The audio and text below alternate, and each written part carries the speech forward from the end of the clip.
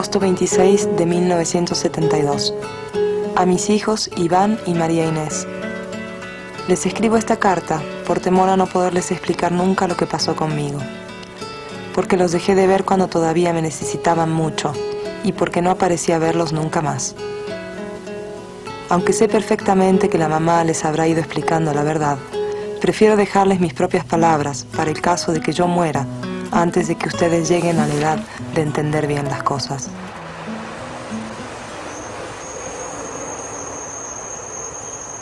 Mi padre murió el 29 de mayo de 1977.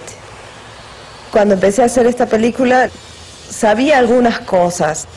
Lo que había oído, que no era una descripción clara de los hechos, se convertía siempre en una imagen de una persona muy heroica. Yo una vez dije que yo preferiría tener un padre vivo que un héroe muerto, porque me pasé la vida en México y las veces que fui a Argentina conociendo gente que me miraba como a la hija de un héroe.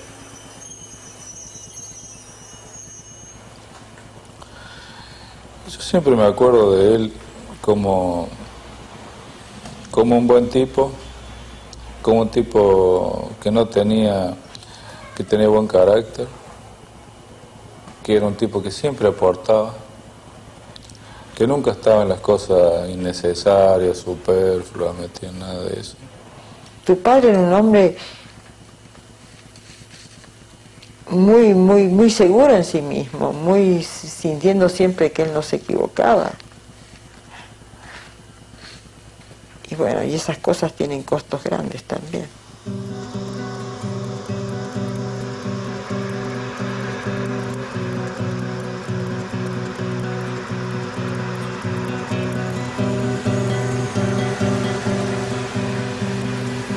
Realmente siento que lo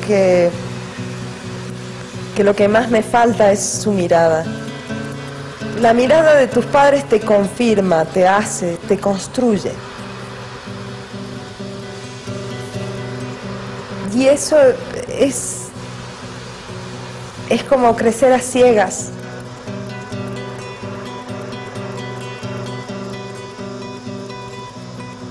A tu papá lo conocí, creo que fue en un verano, debe haber sido año 57. Fue muy gracioso porque tus abuelos, mi papá y mi mamá, se iban al campo y tenían mucho miedo de que las nenas nos quedáramos solas. Entonces tu papá venía a acompañarnos, se quedaba a dormir en la casa con nosotros y como dijo tu abuelo paterno, se hizo el Clark Gable. ¿El qué? El Clark Gable, diríamos en argentino. Y ahí empezó el romance. Nos casamos en el 63, en agosto del 63. Y durante los primeros años de nuestra vida juntos compartimos el trabajo pedagógico en el San Francisco, en el Colegio San Francisco de Asís. E incluso cuando pensaba en esta entrevista recordaba que uno de los proyectos era poner una escuelita quizás por la Patagonia, por algún lugar lejano. Proyecto que compartíamos en la cosa del amor por la educación.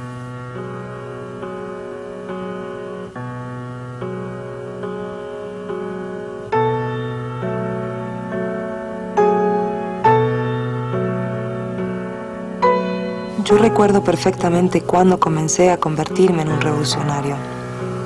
Fue un día de invierno muy frío en que un compañero de escuela primaria se cayó, casi congelado, en la puerta del edificio donde estaban las aulas. Yo tendría 8 o 9 años. Vi que ese chico tenía solo el guardapolvo escolar encima de una camisa rotosa. De pronto sentí una terrible vergüenza por mis ropas abrigadas, por mis zapatos y medias de lana. Sentí como si yo le hubiese quitado la ropa a ese chico. Su frío fue para mí un sufrimiento concreto. Sus manos y su cara morada y sus articulaciones rígidas me espantaron como la misma muerte. Los argentinos somos ricos porque la Argentina es un país riquísimo, decía la maestra y citaba largas cifras de producción de trigo, carne, azúcar y ventajosísimas ubicaciones en los rankings de producción de los países del mundo. Sin embargo, yo conocía compañeros que no comían nada antes de caminar los 5 kilómetros que los separaban de la escuela y que aguantaban el hambre hasta la tarde con una batata asada que les daban los padres antes de salir de su casa.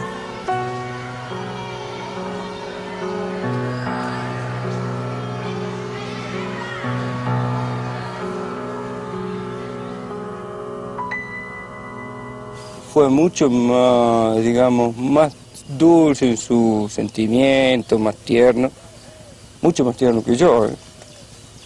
Han transcurrido 30 años desde entonces. Nosotras tenemos 30 años más, 30 kilos probablemente más y a lo mejor 30 desengaños más. La última clase que tuvimos con él fue el 24 de noviembre del año 1964. Y en uno de los escritos íntimos que tengo, recuerdo, lo he leído esta mañana, que yo decía, Iván hoy vino con un saco azul y un pantalón gris. Y yo hubiera preferido que se pusiera el negro. La imagen que tengo es del caballero que llegaba impecable a darnos clase. No guardo recuerdos como ella de cuadernos, de clases, de crítica. Estuve revisando rápidamente la libreta antes de venir. Todas he encontrado excelentes notas. De manera que no debo haber tenido ningún problema, ni roce, ni indicaciones que me haya tenido que hacer. Sí recuerdo que estaba enamorada de él. El amor de los 17, 18 años, el profesor que con sus 2 libros debajo del brazo o en la mano llegaba impecable a darnos clase y que nos permitía el diálogo, que no era la autoridad frente nuestro y que embelesada lo escuchábamos. Fui profesor y rector de un colegio secundario, donde aprendí que en el sistema capitalista la educación es un instrumento de distorsión de las conciencias, de adoctrinamiento sistemático de los niños y jóvenes para convertirlos en marionetas manejables por control remoto. En ese trabajo aprendí muchas cosas más sobre los seres humanos. Quise y respeté mucho a esos jóvenes y me sentí querido y respetado por ellos. Traté de ampliarles el margen de libertad y de impedir que los deformaran demasiado.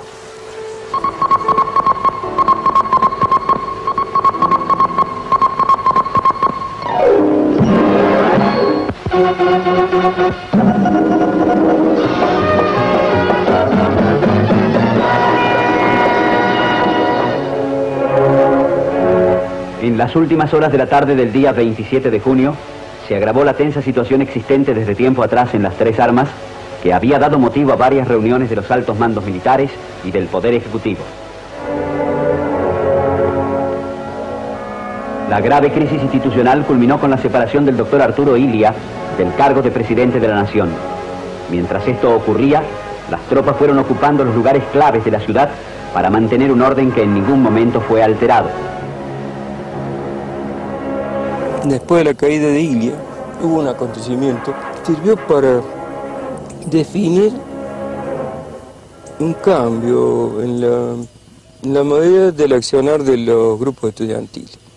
O sea, ya no se planteó solamente enfrentar gremialmente, ni con las tomas y demás, sino incluido asumir que la violencia no era patrimonio de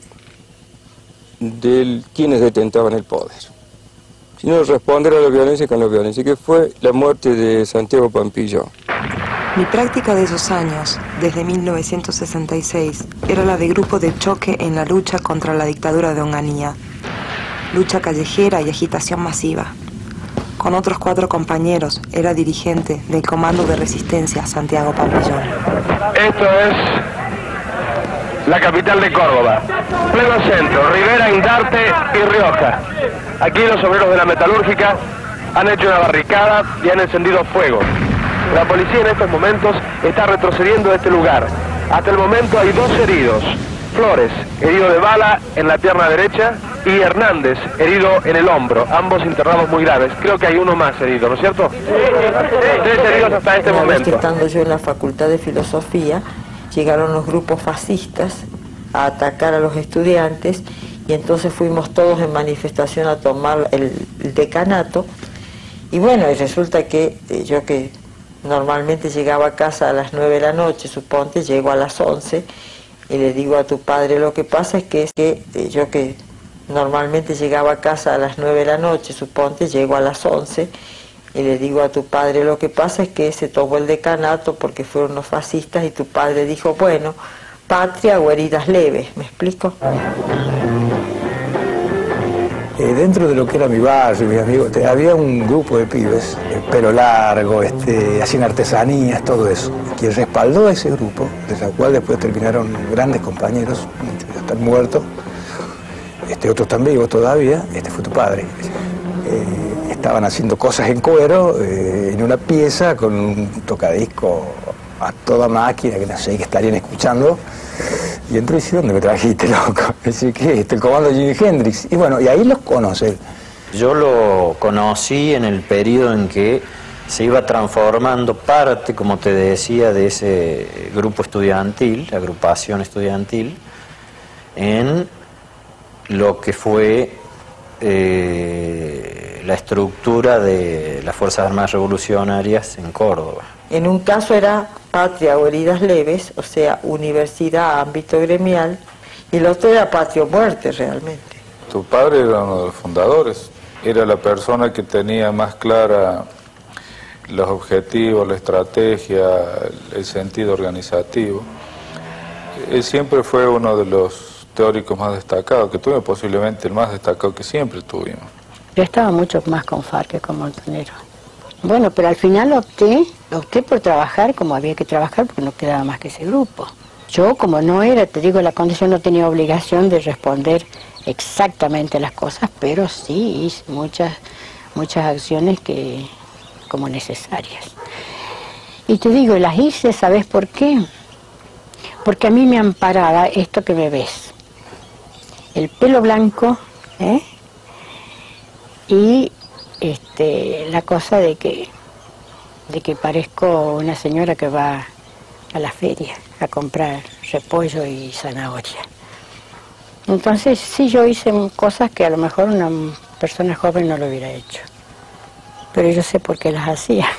Yo le había pedido que me dijera cuándo se iba a un operativo, no a qué operativo ni qué era, sino que saberlo significaba para mí saber cuándo realmente tenía razones reales para estar angustiada, preocupada y esperando, y de no saberlo significaba que siempre estaba en esa situación.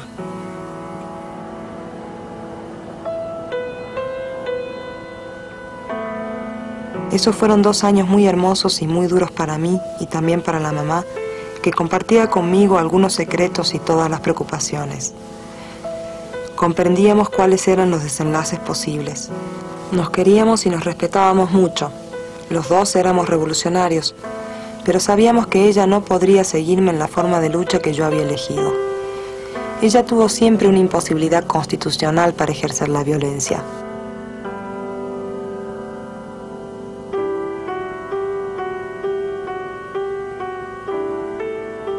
Yo preguntaba mucho por mi papá.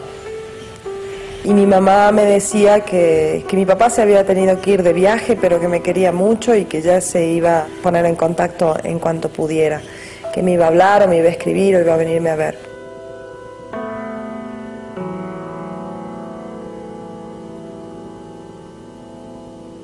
Me impresionó mucho ver en la casa, por ejemplo, armas, o ver grandes sumas de dinero que estaban ahí, escondidas. ¿Nunca estuviste en una acción con él? Sí.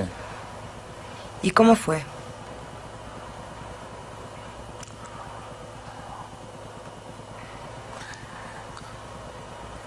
¿Cómo fue?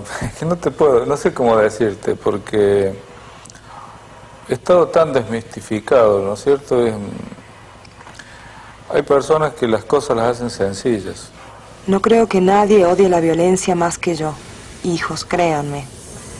más aún ahora que me he visto obligado a ejercerla durante tanto tiempo y que he visto caer en la lucha a mis más queridos compañeros. Es que cuando caducan todos los subterfugios y todos los engaños, porque el pueblo los ha conocido a todos, cuando todas las trampas y mentiras han sido agotadas, aflora la verdad. Y la verdad del sistema capitalista es la violencia. La violencia es esencial a este sistema responsable del hambre, del dolor, de la humillación de nuestro pueblo. Solo la fuerza bruta lo sostiene. Recuerdo que tenía una cierta fruición, para ser sincero, también por la cuestión militar. Era un cuadro militar, sin duda, experimentado, fogueado, por lo que sé, de una gran temeridad, digamos, ¿viste? Una gran audacia, un tipo de un enorme coraje personal. ¿Y lo de Sánchez? ¿Cómo fue? Y lo de Sánchez fue un operativo que, yo te digo, yo tengo la versión.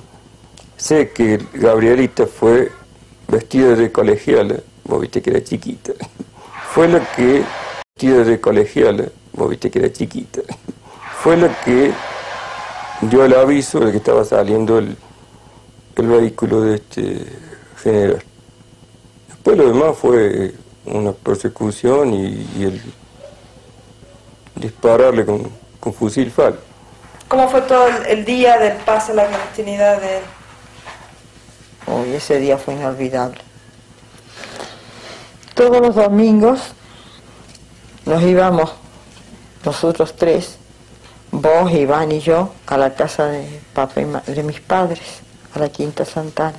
Ese domingo habíamos quedado como todos los domingos, que tu papá como a las 8, 8:30 vendría a buscarnos para irnos a la casa de Barrio Jardín Espinosa, donde vivíamos.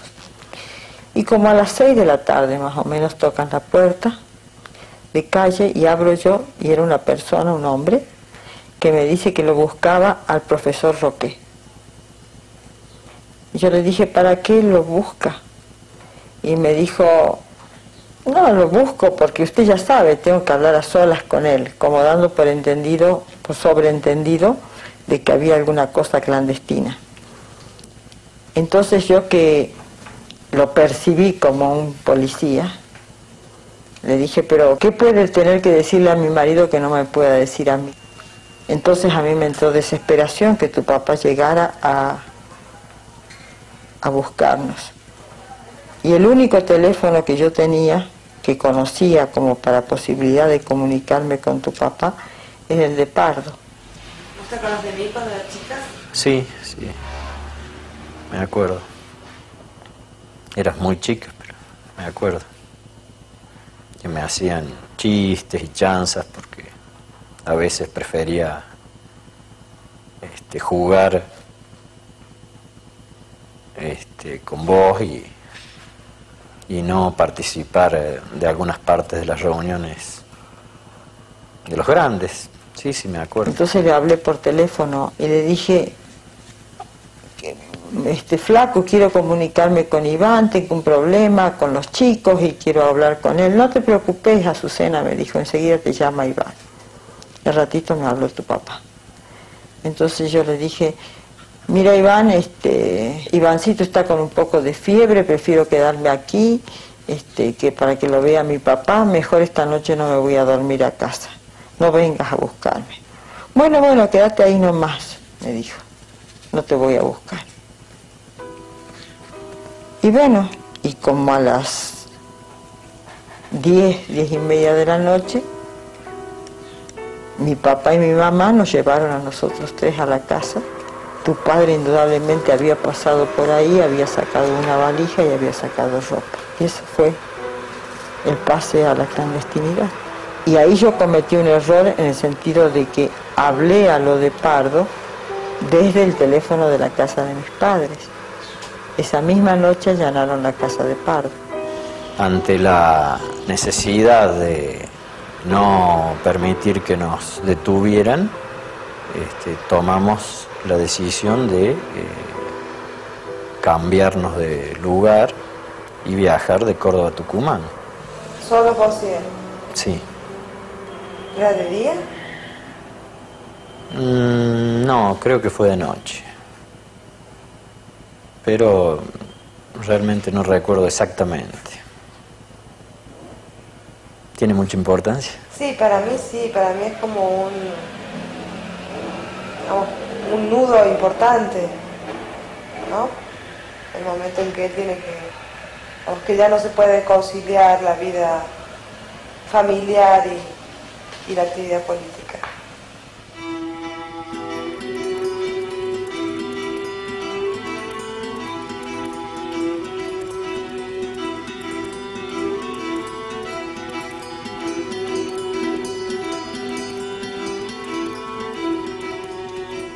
¿Cuál era tu gran diferencia como para no entrar en la lucha armada?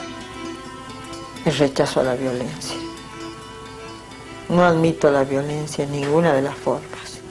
Sé que la violencia existe en todas las formas, en las formas más sutiles. Sé que hay violencia en las diferencias que existen.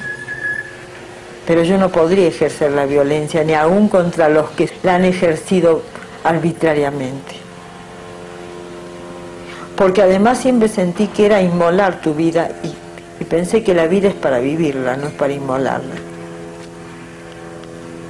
Porque creo que tiene sentido la lucha que haces cada día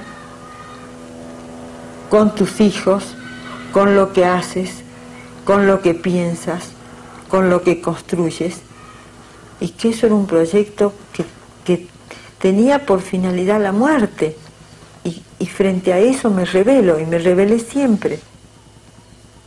Y yo recuerdo que yo le dije, yo no voy a pasar a la clandestinidad por ser tu mujer. Y yo recuerdo que yo le dije, yo no voy a pasar a la clandestinidad por ser tu mujer. Porque no se pasa a la clandestinidad por ser la mujer de alguien. No hablamos de una ruptura, pero sí hablamos de que su pase a la clandestinidad iba a ser de él y no mío. Cosa que no hicieron todas las parejas. Tampoco hablamos que ese era el final de nuestra pareja. Tu madre siempre fue genial en ese aspecto. O sea, es que yo vivía sentimientos muy contradictorios. Por ahí la admiraba y por ahí me daba bronca. Y lo peor de todo fue que nadie se animó a contarme a mí que Iván tenía otra compañera. Me lo decían las amigas de forma indirecta. Tú tienes que hacer tu vida, tú tienes que salir, tú tienes que rehacer tu vida. Pero yo seguía ligada afectivamente a Iván. La admiraba por su capacidad para preservar una imagen que en algunos sentidos yo veía que se corría de la imagen de un humano con fortalezas y con debilidades. A principios del 72, luego de aproximadamente 6 o 8 meses de que estaba en la clandestinidad, tu padre pudo venir a Córdoba, o no sé, o estaría en Córdoba, no sé dónde estaba. Y claro, era mi primer encuentro con mi marido, después de 6 o 8 meses. Y en un momento yo alargué mi mano y tomé la mano de Iván, y sentí que Iván se ponía un poco violento frente a eso. Después ya nos fuimos a un lugar, nos fuimos a una especie de hostería, a un hotel. Ustedes se durmieron la siesta y hablamos. Y tu padre me preguntó si yo tenía otro compañero. Yo le dije que no. Y él me dijo, claro, para ti es mucho más difícil. Yo sí, ya tengo otra compañera.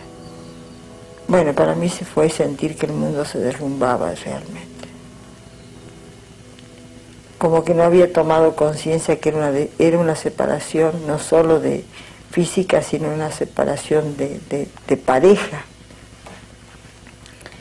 Ya no recuerdo ni cómo regresamos a Córdoba. Solo recuerdo que pasé una noche terrible, una noche así de angustia completa.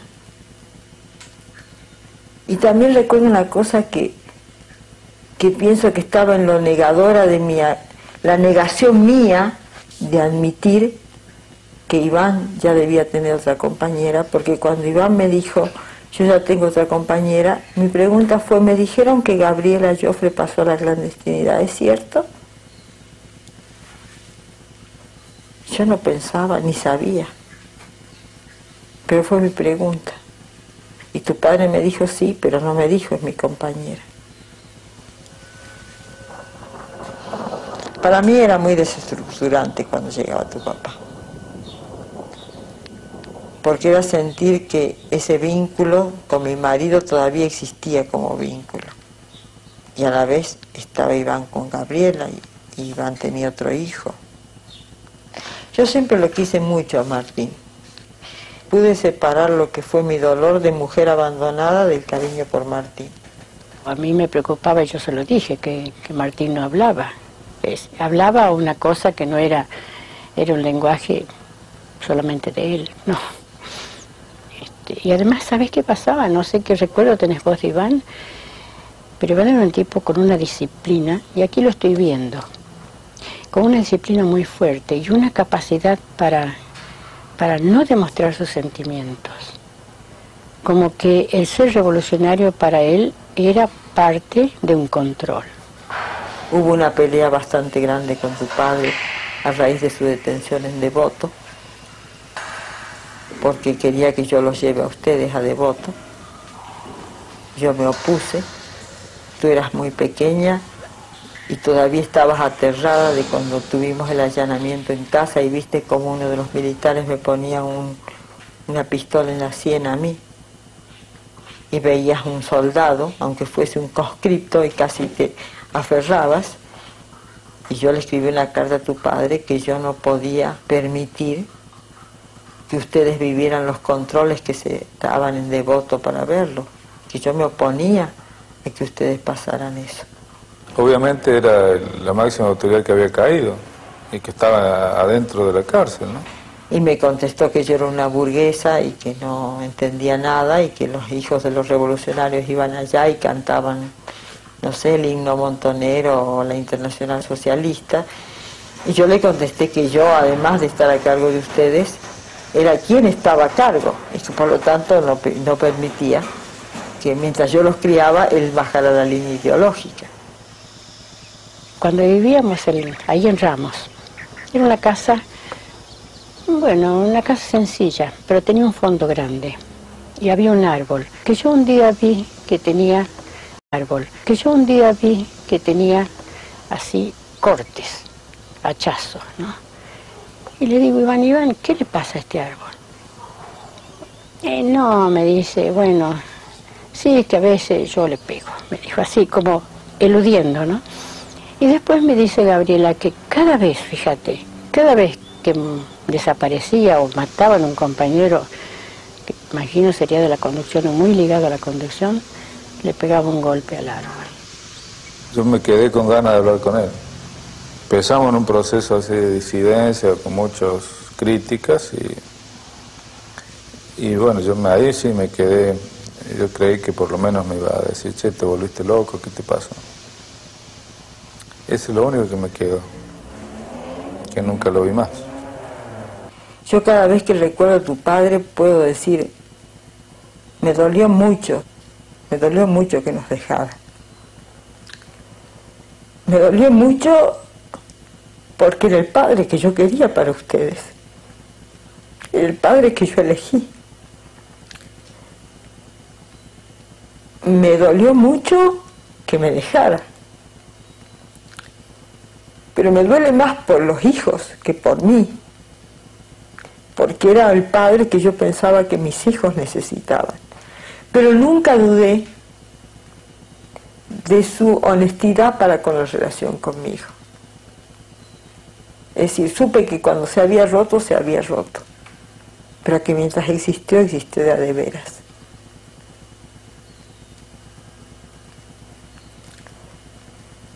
Y me duele mucho todavía. Me duele porque tu padre era fundamentalmente un hombre de muy buenos sentimientos. Creo que eso lo mostraba sobre todo en su cariño por los niños, en su cariño por los animales, en su posibilidad de relacionarse con las cosas vitales.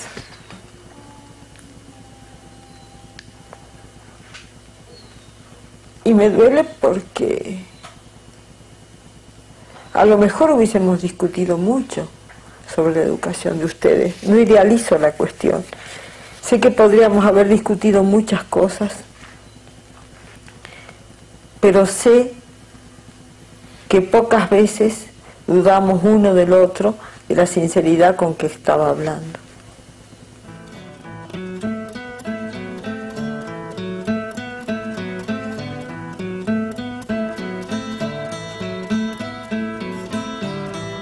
Yo amaba nuestra casa.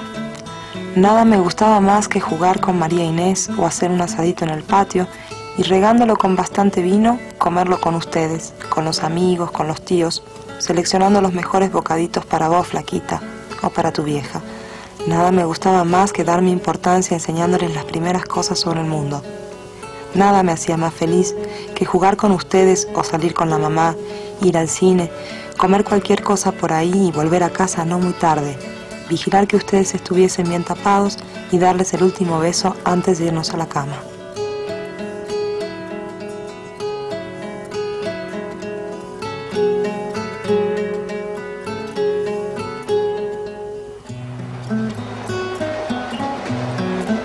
Supongo que yo no dejaba de preguntar.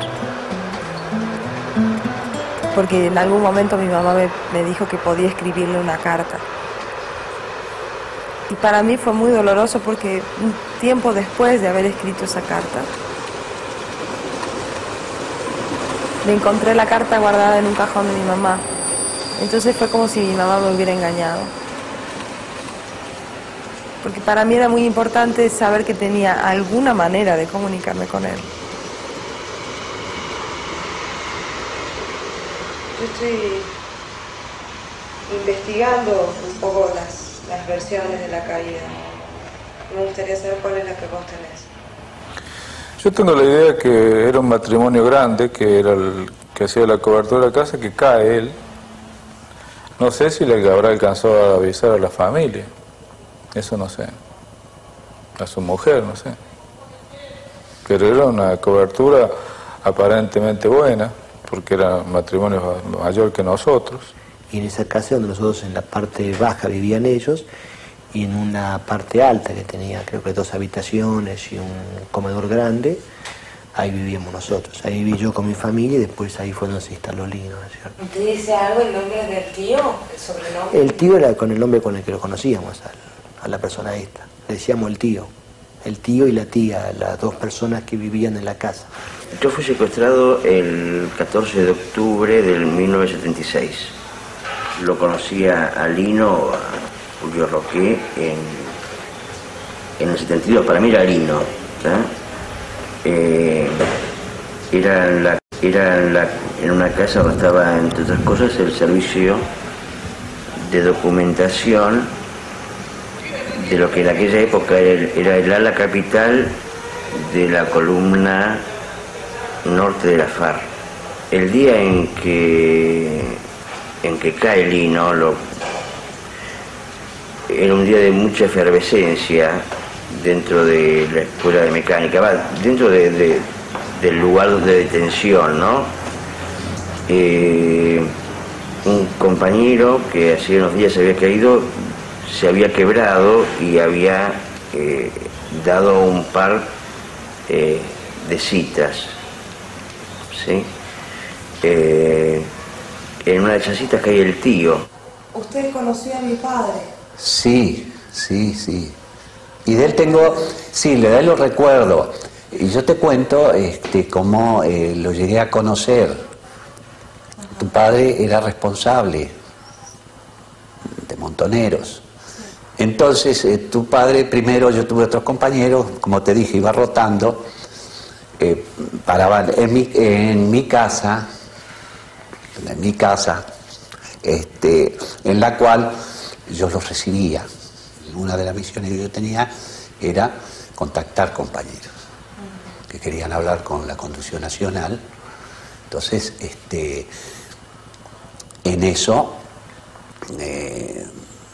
yo salí a buscar al compañero que tenía que hablar con tu padre y tuve un pequeño percance en el coche, me chocan, es decir, un roce, porque el choque no era, después ahora comprendí que no era casual, el roce ese, me demoraron Hasta que vino otro vehículo, que sí, ahí yo veía gente que estaba armada, gente que gente que estaba esposada, que estaba engrillado, que me marcaron porque es doloroso, pero es esa la realidad. En ese interín, aparentemente habrían quebrado al tío y se enteran de que Lino estaba en su casa, en Aedo. Entonces arman medio a las apuradas otro grupo para ir a detener a Lino. Yo digo, bueno, ellos sabían todo, le digo, bueno, si ustedes quieren, lo que yo te digo es la realidad, le digo. No, en la casa no hay nadie, mi familia, yo creyendo que ya la habían levantado.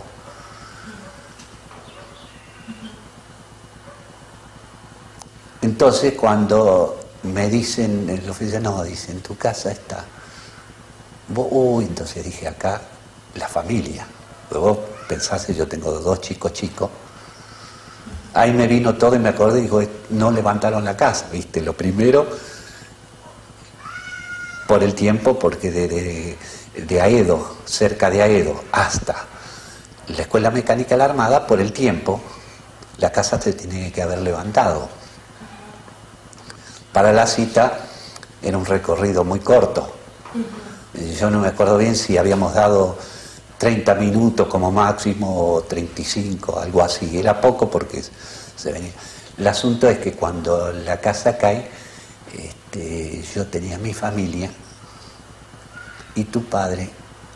Hay un llamado telefónico y se arma una secuencia que sale primero uno de los chicos, después sale el otro chico, y después sale la mujer del tío a buscar a los chicos, ¿sí? Cuando sale ella, sale Lino también. Y después ocurrió lo que todos sabemos. Bueno, esos fueron momentos difíciles. Fue ahí a donde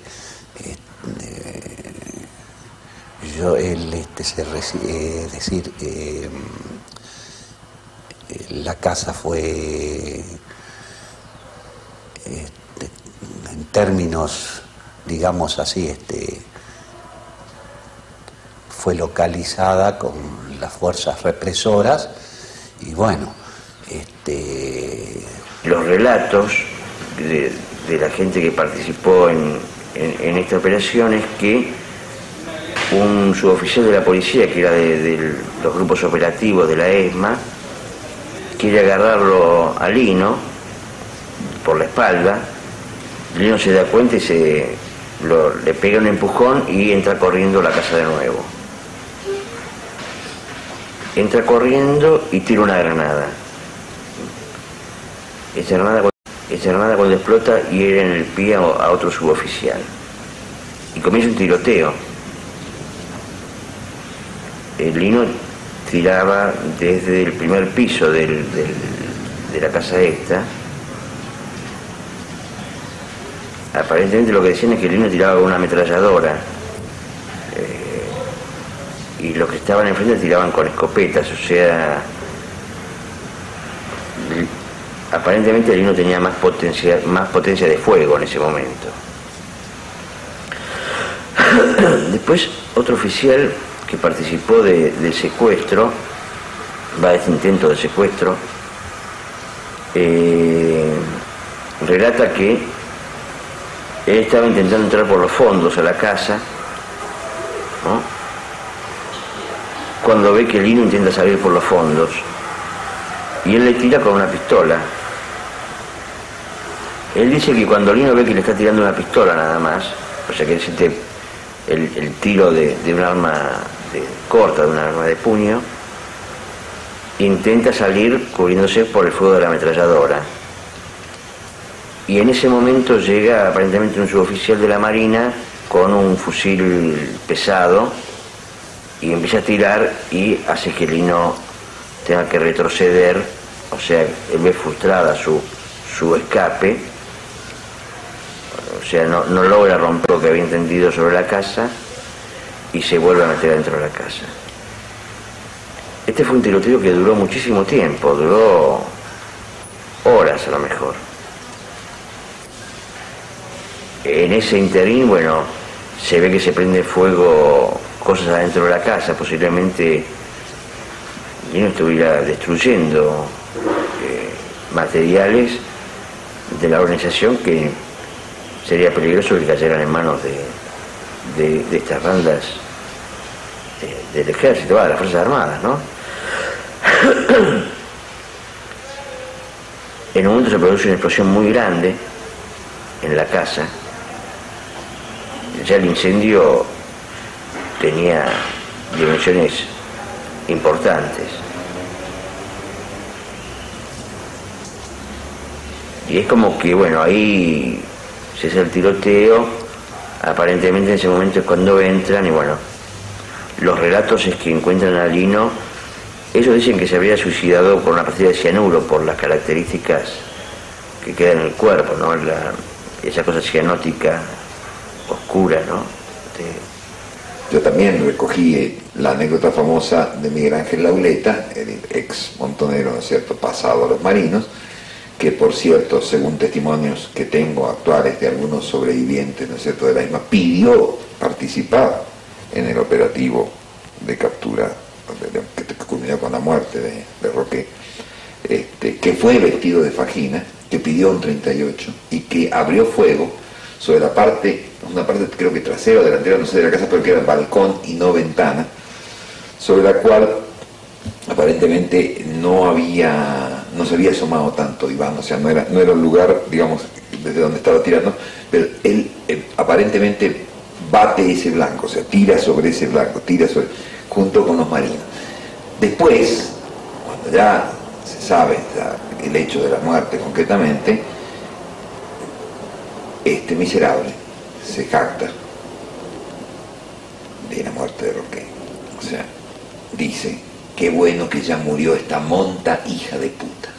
O sea, incluso feminizándolo, ¿no es cierto?, con una cosa despectiva. Y es tan terrible, tan nauseabunda la expresión de este canalla, que el propio jefe operativo del grupo de tareas 332 de la Escuela Mecánica de la Armada, Jorge Perren, el Puma Perren, dice, yo a un enemigo que muere combatiendo de esta manera no celebro su muerte. ¿Usted vio el cuerpo? No recuerdo haber visto el cuerpo. Lo que es seguro es que el cuerpo lo deben haber así cremado, como cremaban los cuerpos de los que llegaban sin vida, morían en la ESMA, en la tortura, así, ¿no? Lo que a mí siempre me atormentó de la muerte de mi padre fue la imagen de que se había volado a sí mismo con una granada o con una bomba. Me atormentaba la imagen de un cuerpo despedazado, de un cuerpo irreconocible.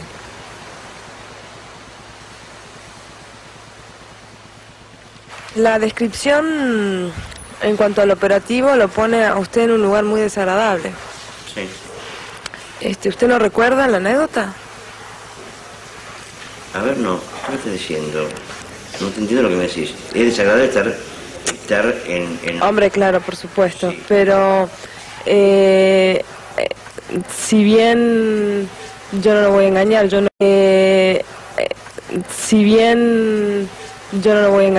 he hablado con nadie concretamente que haya estado ahí más que el tío, o que alguien que haya caído exactamente en esas fechas o un poco antes de esas fechas. Sin embargo, hay una anécdota que se repite a través de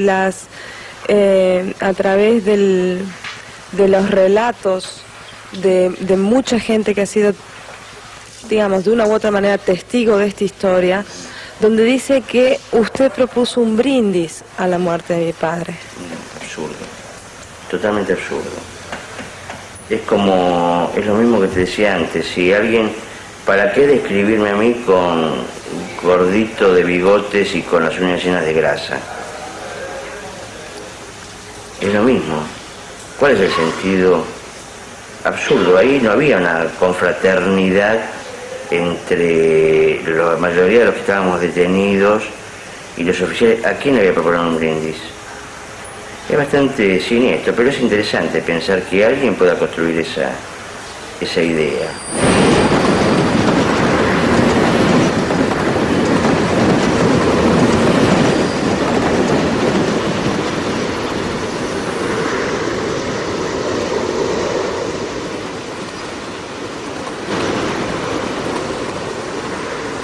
Que vivo como con la presión de decirle a los otros lo que a mí me pasa con esto.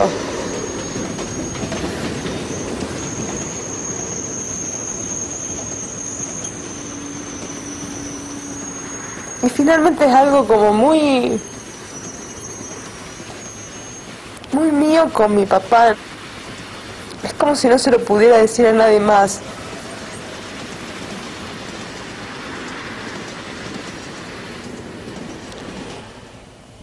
Que cuando se decide un camino, a lo mejor,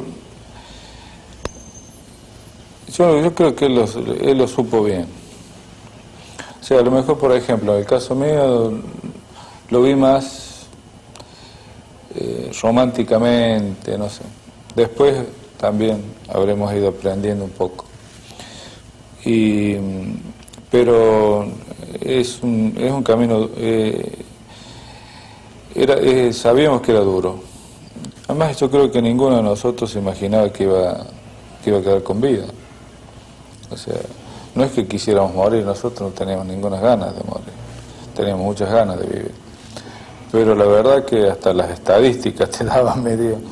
Había una frase que tenía, dice, esta es la última revolución que hago. Sí, dice, no, ya estoy un poco cansado, esta es la última revolución. La verdad que a veces veíamos a los más jóvenes, ¿no? A los más chicos y todo lo que es, cómo se había crecido. Y pensábamos que no nos iban a hacer sonar. Pensábamos que teníamos toda la fuerza para ganar. Y bueno, nos equivocamos y vamos a ver cómo sigue este proceso.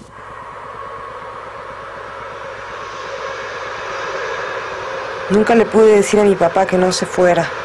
Nunca me dio la oportunidad. Siempre se fue de noche, sin que yo supiera que se iba. Nunca me pude despedir. ¿A quién le voy a reclamar?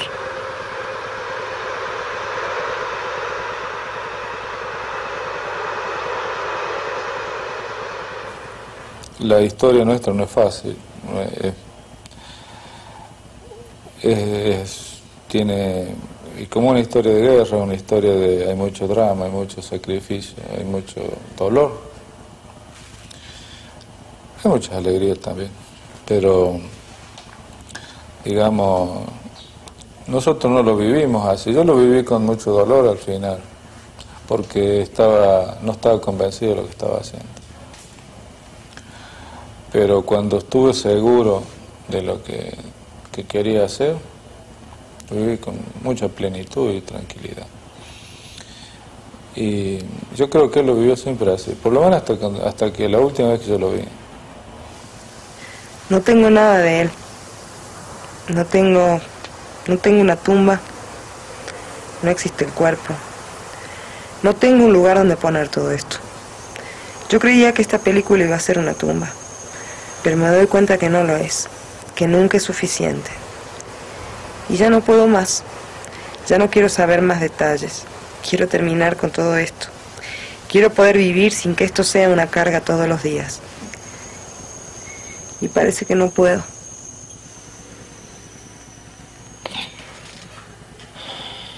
Me gustaban sus ojos, me gustaban sus manos, me gustaba su andar despatarrado, como con el cuerpo suelto. Y me gustaba sobre todo su ternura, su capacidad de ver al otro, su capacidad de sentir con el otro. Yo te digo que si me hubiera tocado morir, hubiera querido morir como él. Por lo menos conozco hasta leyendas, pero yo conozco las versiones de los mismos milicos que fueron. Y hablaban de la integridad, de lo que se resistió, de lo que peleó. Tuvieron que demoler la casa para... Entonces, creyó verdaderamente en lo que hacía. Y fue coherente con eso. Y yo no sé si se puede esperar más de la vida.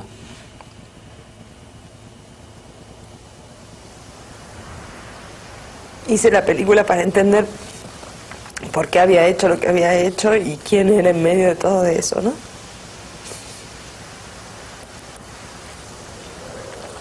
Y creo que más o menos lo entendí. Pero pues siempre me va a quedar la pregunta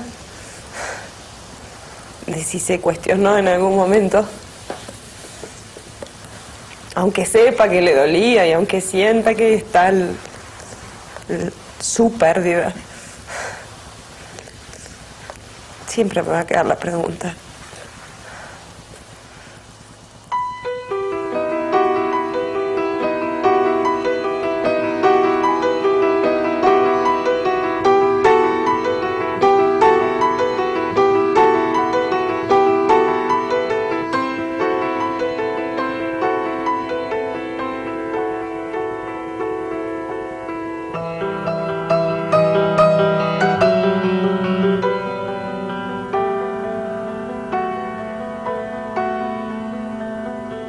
Bueno, hijos, ahora que les he dicho todo esto me quedo más tranquilo. Y si me toca morir antes de haber vuelto a verlos, estén seguros de que caeré con dignidad y que jamás tendrán que avergonzarse de mí. Pienso hacerle llegar esta carta a la mamá para que sea ella quien decida cuándo pueden ustedes leerla. Ustedes la querrán mucho, seguramente, porque ella lo merece. Yo la quiero y la respeto mucho y siento todo el dolor que pueda haberle causado. Un gran abrazo y muchos besos de un papá desconsolado que no nos olvida nunca, pero que no se arrepiente de lo que está haciendo. Ya saben, libres o muertos, jamás esclavos. Papá Iván.